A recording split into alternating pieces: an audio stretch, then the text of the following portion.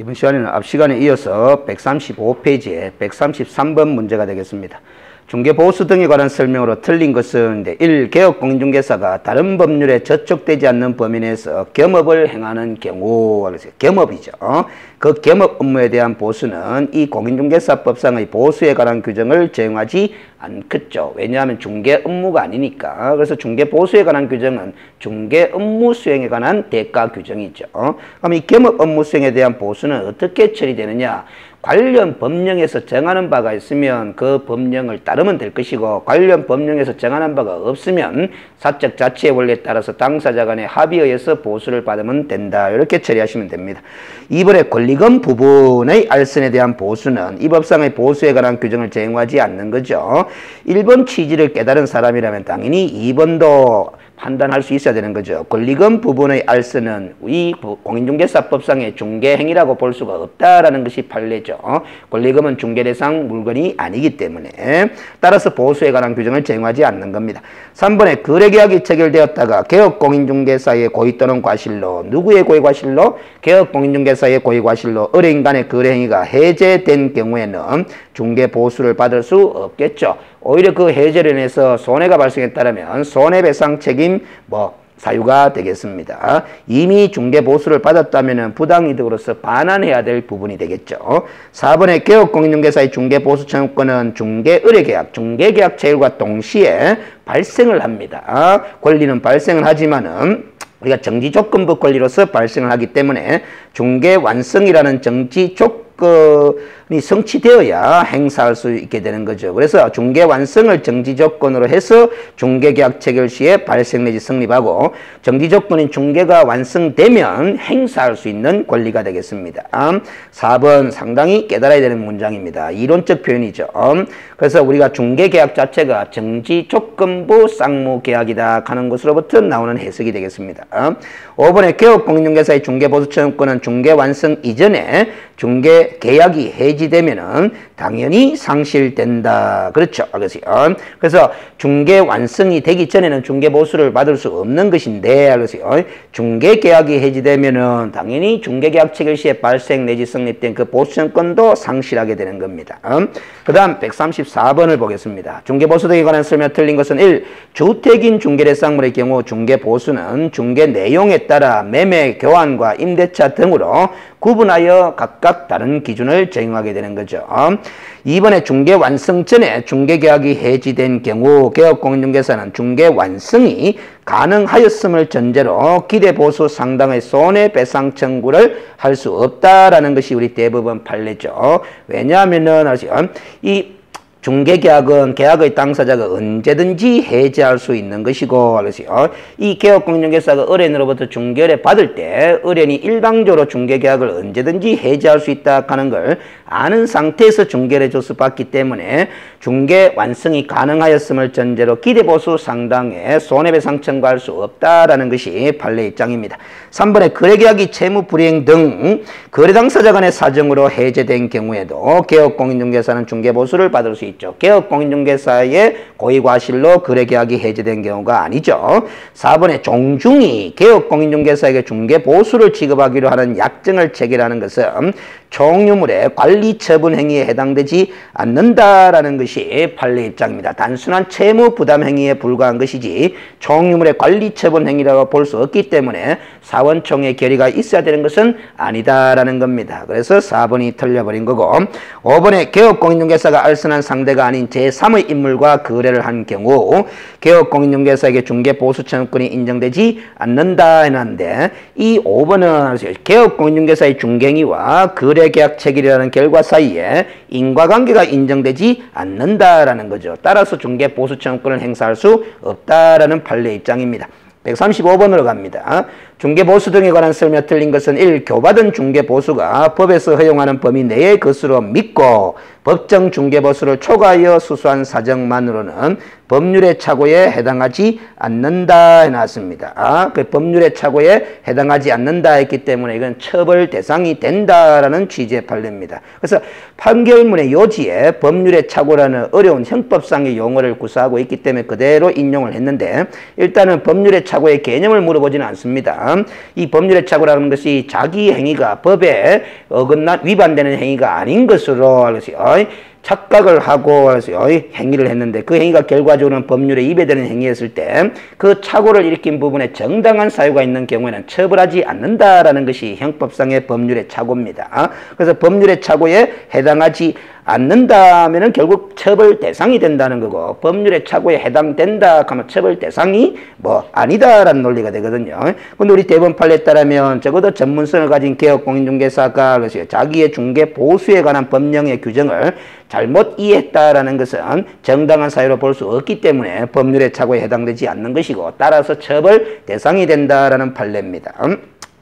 이번에 중개계약 시에 보수 지급에 관한 약정이 없더라도 개업공인중개사는 중개 완성에 대한 보수를 청구할 수 있다라는 것이 오래전에 대법원의 판례죠. 개업공인중개사는 상법상 상인의 보수 청구권을 행사할 수 있기 때문에 보수 지급 약정을 하지 않았다 하더라도 중개활동에 상관한 범위 내에 보수를 청구할 수 있는 겁니다. 3번에 중개 보수 청구권의 소멸시효에 관해서 우리 공인중개사법에서는 아무런 규정을 두고 있지 않습니다.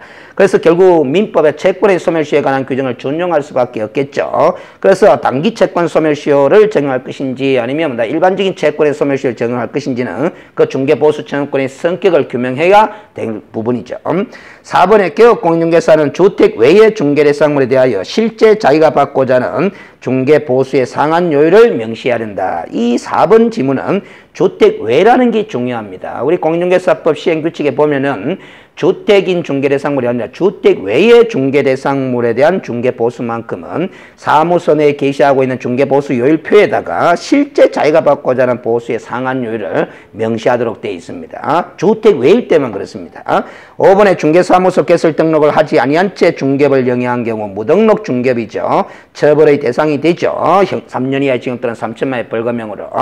그런데 중개보수 지급 약정은 무효이다라는 것이 대법원의 판례입니다. 그래서 이 판례는 무등록 상태에서 중개업을 한 사람이냐, 무등록 상태에서 중개업은 아니지만 중개행위를 했는 사람이냐에 따라서 그 보수 지급 약정의 유효, 무효 여부가 달라지는 거죠.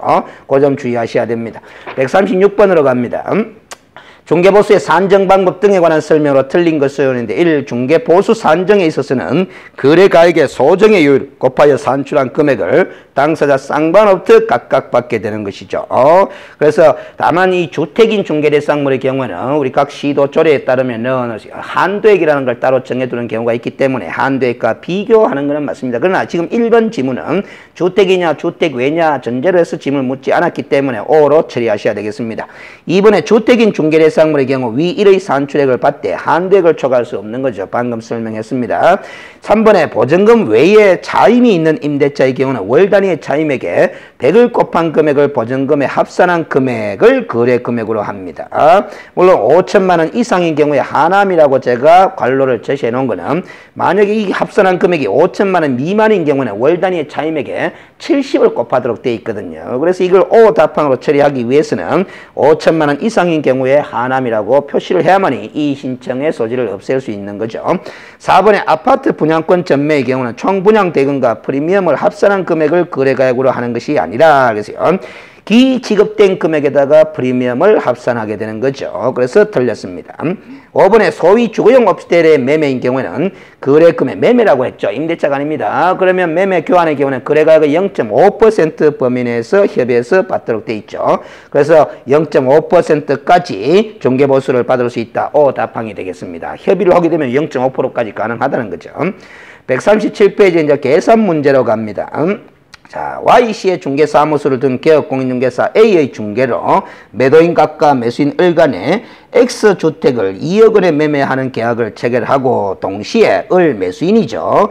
을이 임차인 병에게 그러세요. 임차인 병에게 X주택을 보증금 3천만 원, 월차임 20만 원 임대하는 계약을 체결하였다. A가 을에게 받을 수 있는 중개보수 최고액은 이렇게 물었는데 이 문제를 읽으면서 핵심은 이걸 발견해야 됩니다. 점유 개정 상황이 아니다라는 거죠. 즉 거래 당사자가 다릅니다. 매매 계약의 당사자는 매도인 갑과 매수인 을이고 임대차 계약의 당사자는 을과 병이죠. 매수인 을이 임대인이 됐고 새로운 임차인 병과 사이에 임대차 계약이 이루어진 겁니다. 그래서 거래 당사자가 다릅니다. 그렇다면은 점유 개정 상황이라고 볼 수 없기 때문에 이 경우는 결국 개업공인중개사는 매매에 따른 중개보수도 받고 그래서 임대차 계약에 따른 보수도 별도로 산출해서 받을 수 있는 거죠. 근데 문제는 개업공인중개사 A가 을에게 받을 수 있는 중개보수는 했습니다. 그러면 을은 할수요 매매 계약에 있어서 매수인이죠. 따라서 매수인이 부담하는 중개보수 금액과 그래서 또 이 임대차 계약에 있어서 임대인이 되는 거죠. 임대인이 부담하는 중개보수 금액 이걸 합산해서 답을 찾아야 되겠습니다. 그래서 매매 계약에 따른 보수 계산하고 임대차 계약에 따른 보수를 계산해서 합산을 해야 됩니다. 자, 그래서 매매 금액은 2억 원입니까? 2억 원에 해당하는 거는 아래 YC 조례로 정한 기준에 따르면은 0.4%죠. 한도액은 없죠. 그러면 248이 80만 원이 되겠죠. 그래서 매수인 을은 80만 원의 중개보수를 부담합니다. 매매 계약에 따른 보수로서. 그러면 임대차에 따른 보수를 계산하자면은 임대차 금액이 월차임이 20만 원이니까 20만 원 곱하기 100을 하겠죠. 그러면 2천만 원이고 3천만 원을 더하게 되면 딱 5천만 원이 됩니다. 5천만 원 미만이 아니죠. 그러면 5천만 원에 대한 중개보수 요율에 상한은 0.4%입니다. 아마 20만 원이죠. 근데 한도액 30만 원을 초과하지 않았기 때문에 20만 원이 됩니다. 그러면 매매에 따른 보수 80만 원과 임대차에 따른 보수 20만 원 합쳐서 100만 원이 답이 되겠죠. 그 다음 138번으로 갑니다. 개업공인중개사가 X씨의 소재하는 주택의 면적이 3분의 1인 건축물이래요. 그러면 주택이 아니라 주택 외로 분류되는 거죠. 매매와 임대차 계약을 동시에 중개하였다 해놨습니다. 자, 개업공인중개사가 갑으로부터 받을 수 있는 중개보수의 최고 한도액은 해놨습니다. 한도액은. 자, 그래서, 점유 개정 상황 동시에 체결하였다 해놨습니다. 동시에 중개하였다. 자, 그래서 지금 계약 조건을 보면 계약 당사자가 갑인데 갑이 매도인이자 또 임차인이고 을은 또 매수인이자 임대인이다. 이렇게 제시하는 걸 봐서 점유 개정 상황이 맞네요. 그러면 매매에 따른 중개보수만 산출해서 받아야 되는 겁니다. 그런데 주택 외다라는 점, 그 점도 아셔야 되겠네요. 자, 그럼 매매 금액이 얼마냐를 봐야 되는 거죠. 매매 금액은 1억 원이네요. 1억 원. 근데 합의된 중개보수는 100만 원이라고 되어 있습니다. 100만 원. 자, 그럼 3번의 임대차 계약하는 조건들은 무시해버리면 됩니다. 매매 계약에 따른 보수만 산출하면 되니까. 그런데 이제 우리가 주택 외기 때문에 그래서 조례도 무시하시면 되겠습니다. 주택 외인 중개대상물은 조례하고는 관계가 없는 거죠. 그러면 매매대금 1억 원의 중개보수 합의된 보수가 100만 원이네요. 100만 원. 근데 1억 원에, 그래서 1억 원에, 이제 요율이 최대 받게 되면은, 매매 교환 거래일 때는 0.9% 범위 내에서 시도조례 정한 거죠. 그럼 1억 원에 0.9%면 90만 원입니다. 90만 원인데 합의된 중개보수가 100만 원이죠. 그러면 법정 중개보수 한도를 초과해서 받으면 안 되죠. 초과된 부분만큼은 일부 무효의 법률에 따라서 무효가 됩니다. 그러면 10만 원 부분은 무효가 되는 거죠. 따라서 답은 100만 원이 아니라 90만 원으로 처리하셔야 되겠습니다. 그래서 이 문제는 여러 가지 공부했는 지식들을 종합적으로 고려를 해야 됩니다. 종합적으로. 첫째는 주택 외의 중개대상물이다라는 점도 고려해야 되고, 둘째는 점유 개정 상황이다 하는 점도 고려해야 되고, 아무리 당사자 간에 합의된 중개보수가 있다고 하더라도 법정 중개보수 한도를 초과해서 받을 수는 없고, 초과된 부분은 무효다 하는 판례 입장까지도 고려해야 되고, 주택 외기 때문에 중개보수 조례에는 전혀 관계가 없다라는 거죠. 이런 점들을 여러 가지를 종합적으로 고려해서 계산해야 되는 문제입니다. 그 다음 139번으로 갑니다. 개업공인중개사가 YC 소재 X주택에 대하여 동일 당사자 사이의 매매와 임대차를 동일 기회에 중개하는 경우에 나서 점유 개정 상황이네요. 알겠어요. 일반 당사자로부터 받을 수 있는 중개보수의 최고 한도액은 나왔습니다. 아마 곱하기 2를 하면 안 되겠죠. 그 매매에 따른 보수만 산출하시면 되겠습니다. 그래서 매매대금이 1억 8천만 원이네요. 그런데 주택이기 때문에 조례를 봐야 되겠죠. 그래서 5번의 조건에 5번에 보면은 1억 8천만 원이면은 요율이 0.5%죠. 그러면은 90만 원인데 한도액이 80만 원으로 제시되어 있습니다. 따라서 80만 원만 받을 수 있는 거죠. 80만 원 곱하기 2 하면 안 되죠. 왜냐하면은 일반 당사자로부터 받을 수 있는 중개보수의 최고 한도액은 이렇게 물은 겁니다. 자, 140번 문제로 갑니다. 다음과 같이 개업공인중개사가 주택의 임대차를 중개하였을 경우 임차인으로부터 받을 수 있는 중개보수의 최고 한도액은 좀 더 쉬운 문제가 되겠습니다. 주택의 임대차입니다.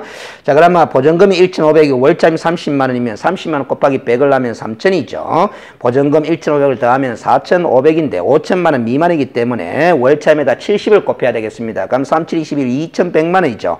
2,100만 원에 1,500만 원을 더하면 3,600만 원이 됩니다. 3,600만 원의 경우에는 요율이 0.5%죠. 그럼 18만 원이 나오는데 한도액을 초과하지 않았으니까 18만 원을 받을 수 있습니다. 그래서 임차인으로부터 받을 수 있는 중개보수의 한도이기 때문에 결국 18만 원이 답이 되겠습니다. 곱하기 2 하시면 안 되겠습니다. 141번 문제로 갑니다. 주택 임대차 중개에서 개업공인중개사 갑이 임차인 을에게 받을 수 있는 중개보수의 최고 한도액은 140번 문제와 동일한 출제 조건이죠. 자, 그래서 이것도 임차인 을에게 받을 수 있는 중개보수 최고 한도액이니까 곱하기 2를 하시면 안 되겠네요.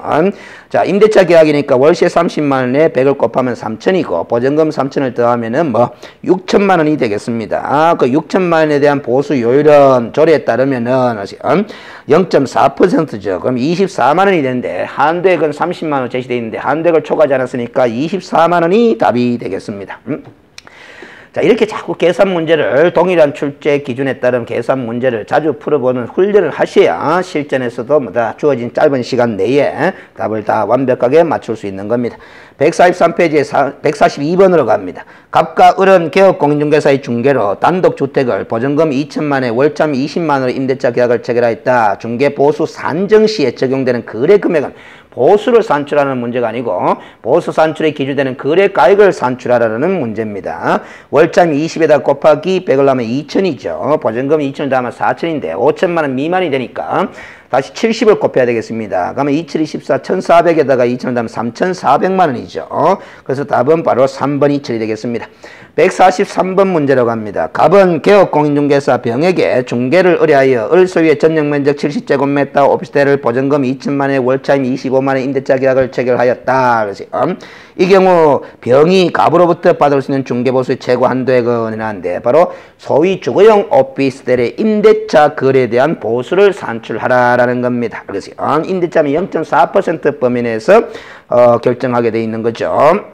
자, 근데 주거용에서 이제 어찌됐든 임대차 거래니까 월참 25만 원에다가 이건 100을 곱할 사안이 아니네요. 5천만 원 미만이 되죠. 70을 곱하게 되면은 70원 들면 그래서 2천만 원을 더하게 되면은 3,750만 원이 나옵니다.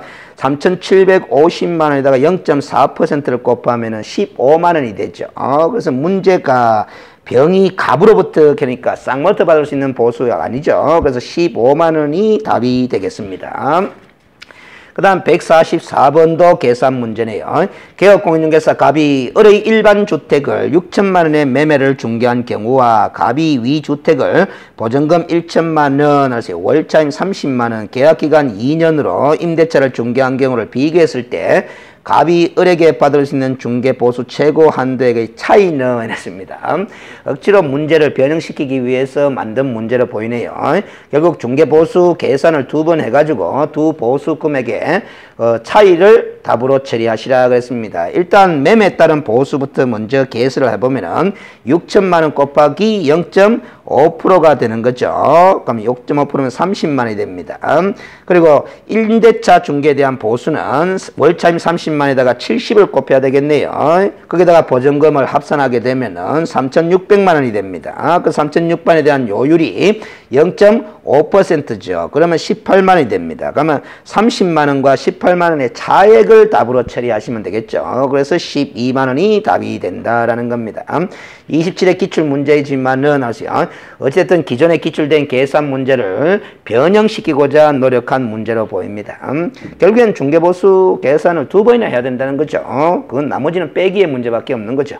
자, 145페이지에 145번 문제가 되겠습니다. 중개보수에 관련된 설명을 틀린 것을 모두 고른 것을 하는데 기억에 일정한 요건을 갖춘 소위 주거용 오피스텔의 경우 주택 외의 중개대상물로 분류된다 그랬습니다. 중개보수에 관한 시도 조례는 적용될 일이 없겠죠. 주택 외니까. 그래서 기억은 O 답항이 되겠습니다. 틀린 것을 모두 골라라 그랬죠. 자, 니은 교환계약의 경우 교환대상 중개대상물 중 거래금액이 큰 중개대상물의 가액을 거래금액으로 해서 중개보수를 산정합니다. O 답항이 되죠. 결국 디귿과 리얼이 틀린 답항이 되겠네요. 그래서 디귿 개업공인중개사는 중개보수 외에 별도로 부가가치세를 받을 수 없다가 아니고 있다죠. 그래서 우리가 확인설명서 서식을 잘 살펴보시면 중개보수 이외에 별도로 부가가치세가 부과될 수 있습니다 라는 문구가 들어가 있습니다.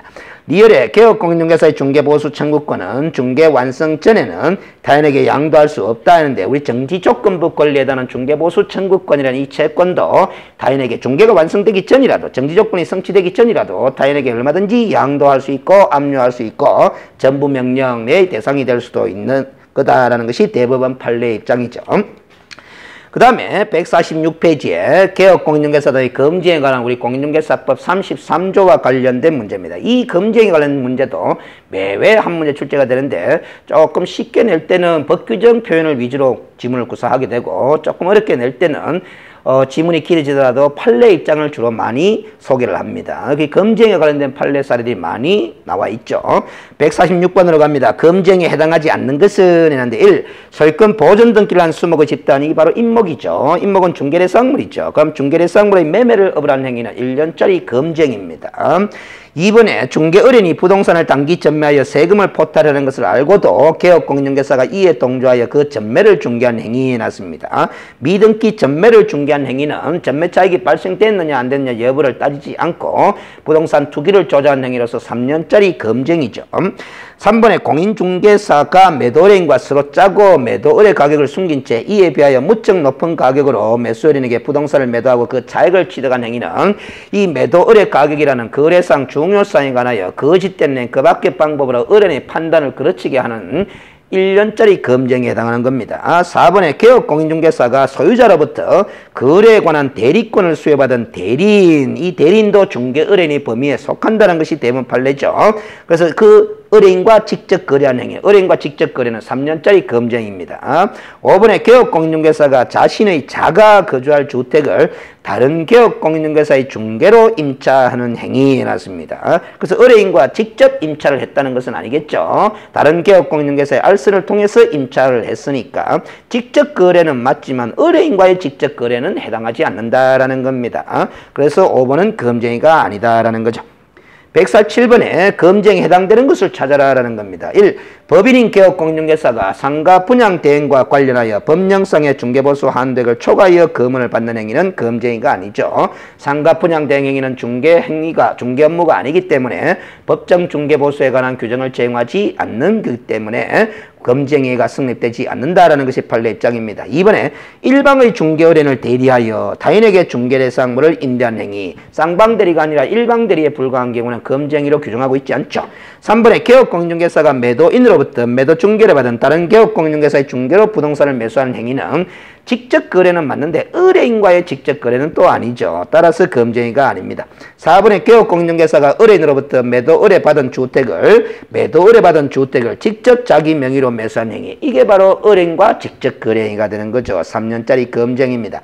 배우자 소유의 건물 매매를 중개하는 행위, 아주 적당적인 적법한 중개 행위를 했을 뿐이죠. 그래서 4번이 검증에 해당되는 겁니다. 148번으로 갑니다. 자, 개업공인중개사의 검증에 관련된 설명으로 틀린 것은 했는데 1. 개업공인중개사가 중개보수 산정에 관한 지방자치단체 조례를 잘못 해석하여 법령이 허용하는 금액을 초과해서 중개보수를 받은 경우는 형법 16조에서 규정하고 있는 법률의 착오에 해당하지 않는다라는 것이 판례 입장이죠. 법률의 착오에 해당하지 않기 때문에 처벌 대상이 된다라는 것이 판례 입장이 되겠습니다. 그래서 1번이 틀려버렸죠.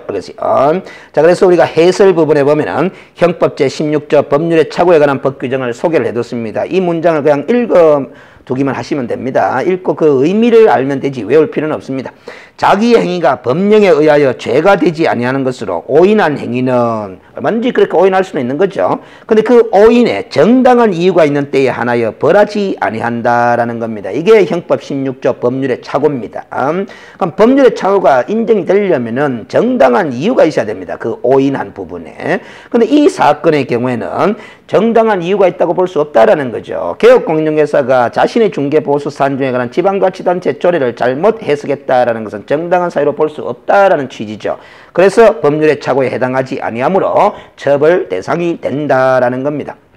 자, 본문으로 올라갑니다. 이번에 법령상 한도를 초과하는 보수를 유효한 당자 수표로 받았으나 부도 처리되거나 반환한 경우에도 이는 위법하다. 즉 검증이가 성립된다라는 거죠. 그래서 부도 처리되었거나 반환한 사실은 검증이 성립에 영향을 미치지 않는 사실관계죠. 3번에 법령상 상한을 초과하는 부동산 중개보수 약정은 그 한도를 넘는 범위 내에서 무효다라는 것이 판례 입장입니다. 일부 무효죠. 전부 무효가 아닙니다. 4번에 등록관청은 개업공인중개사가 검증을 한 경우에는 상대적 등록 취소 사유입니다. 그래서 등록을 취소할 수 있다 해도 되고 업무 정지를 명할 수 있다 되죠. 모든 상대적 등록 사유는 다 업무 정지 사유도 됩니다. 5번에 토지와 건물의 인차권 및 권리금, 시설비의 교환계약을 중개하고 자, 권리금 알선을 한 거죠. 포괄적으로 사례금을 수령한 경우에는 이 포괄적으로 수령한 사례금 속에는 결국 임대차 계약에 따른 중개보수도 일정 부분 포함되어 있고 권리금 알선의 대가도 포함이 되어 있는데 도대체 얼마가 그 중개보수가 되고 얼마가 권리금 알선의 대가인지 명확히 구별할 수 없기 때문에 이렇게 포괄적으로 사례금을 수령한 경우는 우리 대법원 판례에 따르면 법령상 한도를 초과하여 중개보수를 지급받았다고 단정할 수는 없다라는 거예요. 검증이가 성립된다고 단정할 수는 없다라는 겁니다. 이 포괄적으로 수령한 사례금이 중개보수와 권리금 알선의 대가로 명확하게 구별이 된다면은 그것이 이제 검증이가 성립되는지 안 되는지 여부를 판단할 수 있겠지만은 구별이 안 된다면은 당연히 이 포괄적으로 수령한 사례금의 금액 전체가 중개보수 금액을 초과했다 해가지고 검증이가 성립된다고 단정 지을 수는 없지 않느냐라는 취지의 판례입니다. 그래서 148번 같은 문제는 지문 5개를 전부 다 판례 사례를 위주로 소개를 하면서 조금 까다롭게 출제한 문제가 되겠죠.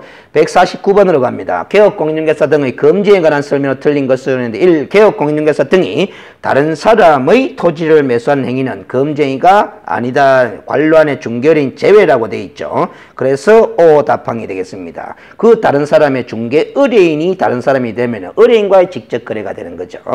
이번에 소속 공인중개사가 주택 임대차 계약에서 임대 의뢰인과 임차 의뢰인을 대리해 쌍방 대리가 됩니다. 그러면 계약을 체결하는 것은 검증이, 쌍방 대리로서 검증이죠. 이 3번에 개업 공인중개사가 자신의 자가 거주할 주택을 다른 개업 공인중개사의 중개를 통하여 임차하는 것은 직접 거래는 맞지만 다른 개업 공인중개사의 알선을 통해서 거래를 했기 때문에 의뢰인과의 직접 거래는 아니죠. 따라서 검증이가 아니다. 4번에 전매 차익을 노린 의뢰인이 미등기 전매를 중개했으나 결과적으로 전매 차익이 발생되지 않았다 하더라도 검증이는 성립된다라는 것이 판례 입장이죠. 그래서 4번이 틀렸네요. 5번에 중개례상물의 거래상 중요사항에 대하여 의뢰인의 판단을 그르치게 하는 거짓된 은행 그 밖의 방법이라는 것은 적극적인 방법, 소극적인 방법 다 포함이 되는 거죠. 중대한 하자를 설명하지 않는 소극적인 부작에 의한 방법도 포함된다라는 것이 판례의 입장입니다. 자, 그 다음에 150페이지에 150번 문제 풀겠습니다. 개업공인중개사의 검증에 관한 설명 틀린 것은 1. 무등록으로 중개업을 영위한 자인 사실을 알면서 그를 통해 중개를 의뢰받는 행위는 검증이죠. 2번에 공인중개사인 개업공인중개사가 중개업과 별도로 문구점의 운영을 업을 한 행위는 검증이가 아닙니다. 겸업에 제한을 받지도 않는 공인중개사인 개업공인중개사죠. 중개례상물의 매매를 업을 하는 것은 검증이지만 3번에 중개인의 판단을 그르치게 해서는 안 되는 중개례상물의 거래상 중요사항이라 하면 중개례상물의 가격 등에 관한 사항도 포함된다라는 것이 판례 입장이죠. 중개례상물 그 자체에 관한 사항뿐만 아니라 가격에 관한 사항도 포함된다고 보고 있습니다. 4번에 공인중개사 법 등 관련 법령에서 정한 한도를 초과하는 부동산 중개보수 약정은 한도를 초과하는 범위 내에서 무효이다. 일부 무효다. 5번에 중개례인과 직접 거래를 금지하는 규정은 효력 규정이 아니라 단속 규정에 해당한다라는 것이 틀린 문장이죠. 그래서 우리가 해설을 한번 보겠습니다.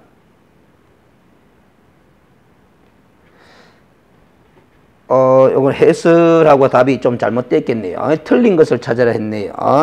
자, 그래서 답이 없어 보입니다. 자, 해설을 한번 읽어보겠습니다. 최근에 나온 판례죠. 개업공인자 등이 의뢰인과 직접 거래를 한 행위를 금지하는 공인중개사법 33조 6호의 규정 취지는 개업공자 등이 거래상 알게 된 정보를 자신의 이익을 꾀하는 데 이용하여 의뢰인의 이익을 해야 하는 경우가 있으므로 이를 방지하여 의뢰인을 보호하고자 함에 있는 바, 이 규정에 위반하여 한 거래의가 사법상의 효력까지도 부인하지 않으면 안 될 정도로 현저히 반사회성 반도덕성을 지닌 것이라고 할 수 없을 뿐만 아니라 행위의 사법 상의 효력을 부인하여야만 비로소 입법 목적을 달성할 수 있다고 볼 수 없고, 위 규정을 효력 규정으로 보아 이에 위반한 거래 행위를 일률적으로 모욕을 할 경우 의뢰인이 직접 거래를 알면서도 자신의 이익을 위해 한 거래도 단지 직접 거래는 이유로 효력이 부인되어 거래의 안전을 해칠 우려가 있으므로 위 규정은 단속 규정이다라는 것이 2017년도 최근의 판례네요. 그러면은 아시죠? 단속 규정에 해당한다라는 것이 O 답항이 되겠습니다. 그래서 150번의 문제 답은 없는 것으로 처리하셔야 되겠습니다. 제가 아마 이 최근의 판례를 예상 문제 지문으로 활용하는 하면서 5번 지문을 수정한다는 것이 깜빡 잘못 수정한 것으로 보입니다. 죄송합니다. 그래서 우리 중개인과 직접 거래해서는 아니 된다라는 검증이 규정은 6호의 규정인데, 33조 6호의 규정인데, 이거는 효력 규정이 아니라 단속 규정에 해당한다는 것이 대부분 판례의 입장이다라는 소리입니다. 그래서 150번은 답 없는 것으로 처리하시면 되겠습니다. 자, 잠시 쉬었다가 151번 문제로 이어가도록 하겠습니다. 수고하셨습니다.